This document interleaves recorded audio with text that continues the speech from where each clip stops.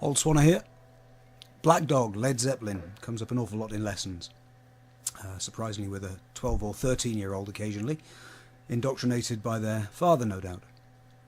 The same issues arise every time we look at this, and today we'll be looking at my suggested ways of dealing with those problems, using of course Taplature as the framework.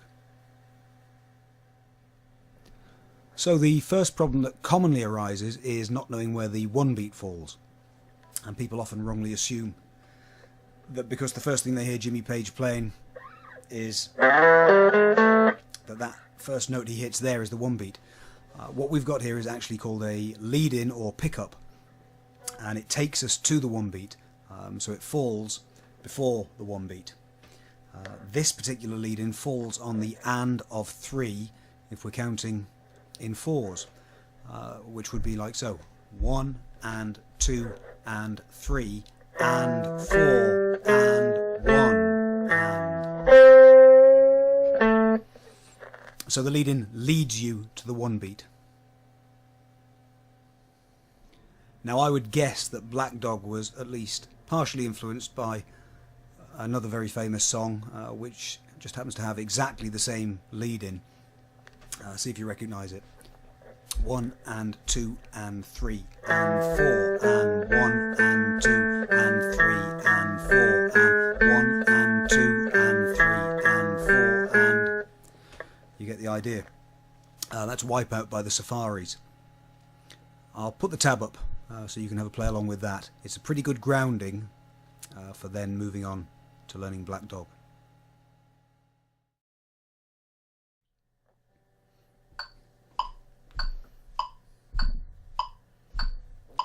One and 2 and 3 and 4 and 1 and 2 and 3 and 4 and 1 and 2 and 3 and 4 and 1 and 2 and 3 and 4 and...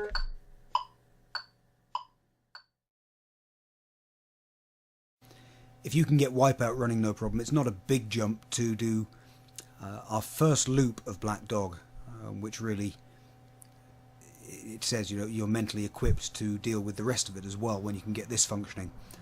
So now I'll put up the first line of Black Dog, set up in a way that it loops into itself, so we're constantly leading back in to that first little bit of the riff.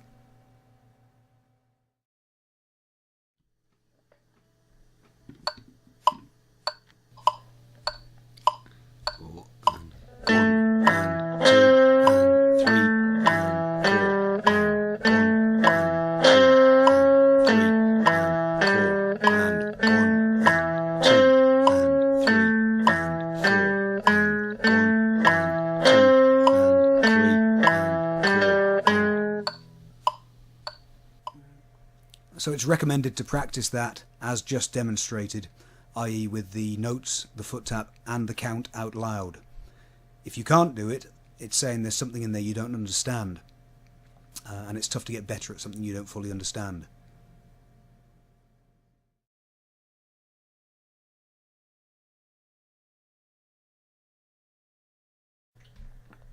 Let's zoom in on a couple of interesting points that occur in this line. First up, the bend. So the bend occurs, and I've stretched it across two parts of the beat, the down foot and the up foot. Let me demonstrate.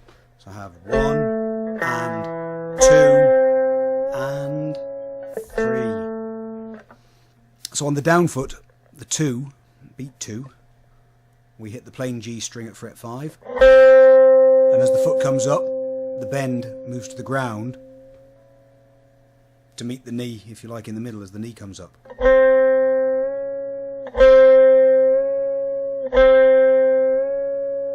It's a particular pattern. It's a bit like jaws opening and closing.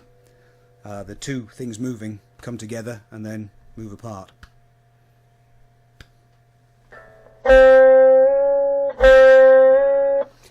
and it's very robotic, very mechanical. I prescribe this as the best way to learn to get that bend functioning correctly in Black Dog. Here's the tab for that little loop of just the bend in isolation.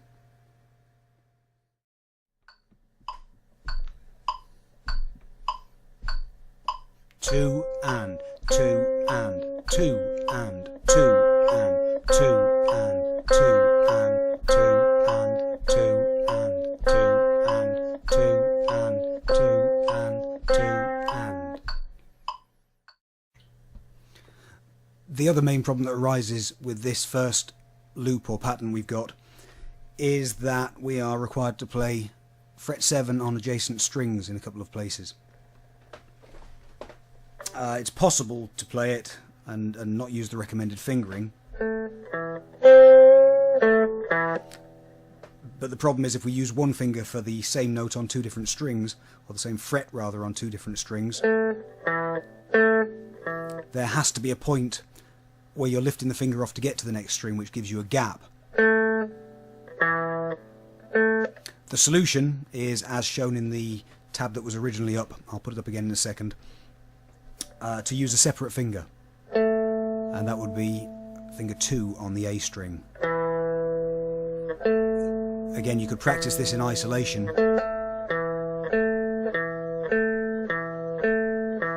but that will smooth your sound out. The mechanics you get are really like a pair of feet walking.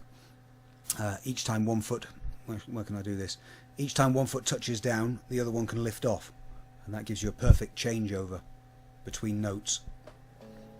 What that means is when I play the finger 2 note on the A string, finger 3 lifts off. And by practicing this in isolation, the timing that each finger lifts as you play the next note, you can get used to not having any gap between those, and a perfect changeover. If one stays down too long, you'll hear it. If one comes off early, you'll hear it. You're aiming for perfect notes. One thing that using finger 2 on the A string introduces as a problem, a further problem, is that it's likely to pull finger 1 out of position. What we're looking for in this and really any lick is a set sequencing of fingers. What this means is while you're playing one note, you basically want to make sure that the next note is aimed and ready. So if I take this lick from the top and get to the third finger here, while I'm playing the third finger note, I am aiming finger 2. Now when I play finger 2, I need to be aiming the next finger. So everything's always ready one step in advance. And it's the same here. When I bend this note down to the floor, I need to be aiming finger 3 for the D string, fret 7. And there's a tendency with this lick,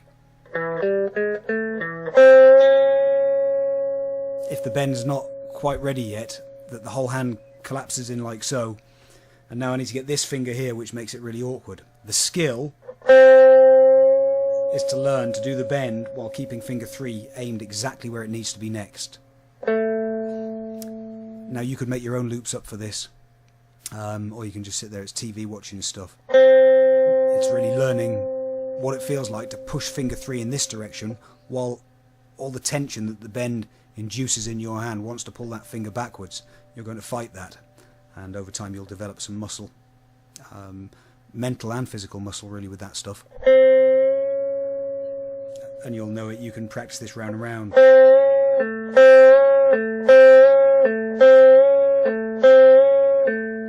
It's one of the benefits of breaking this bend into 2. As you play the plain note, there's not a huge amount of tension that's going to pull the finger across here, but as you engage that bend, that 3's probably going to want to pull back unless you've trained it before. Maybe sitting in a position like this, if it's not too uncomfortable, is a good way of training that.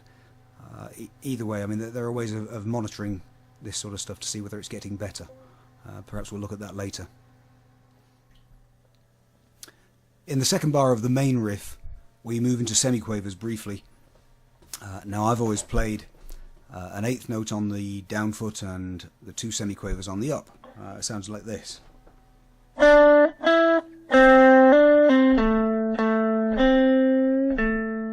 but I have heard recordings where it sounds more like the semiquavers are intended to be on the down foot, the beat, and the eighth note on the up foot, sounding like this. I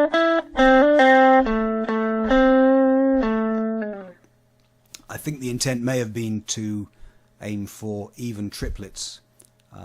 You can move off and investigate this with various Led Zeppelin recordings you've got. In the meantime, I'll put a tab up here so you can see what I'm talking about.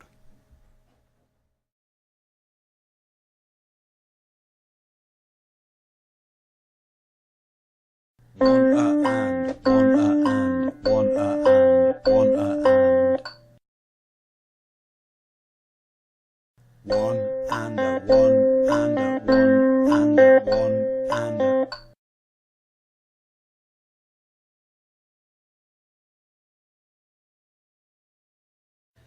If you've never dealt with semiquavers before, or have never dealt properly with semiquavers before, I'll put a link up here to one of my blog articles that deals with the rudiments of semiquavers or 16th notes.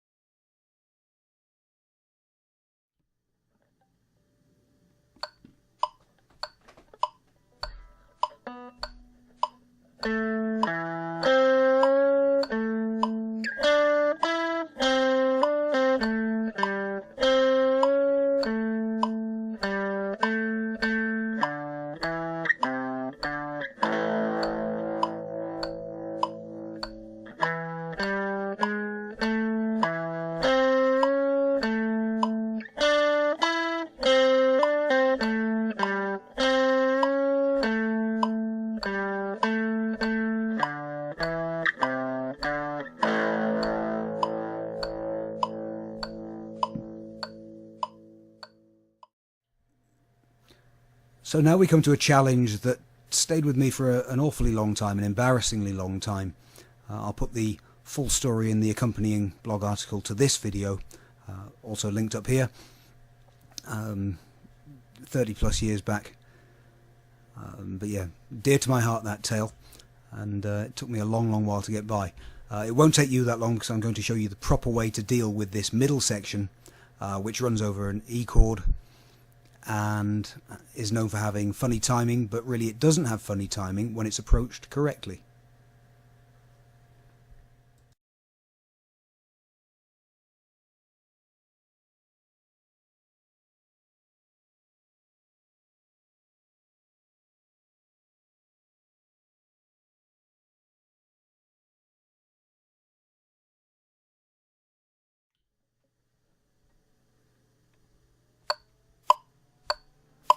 Three and four and.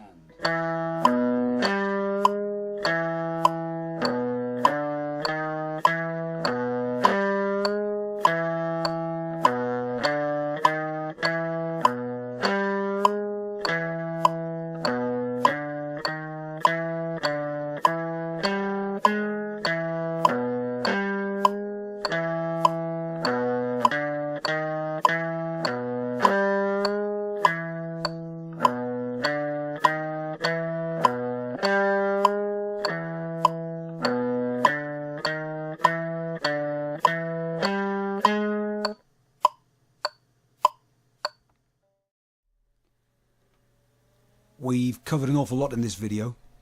There's plenty more probably to cover for you to get this functioning.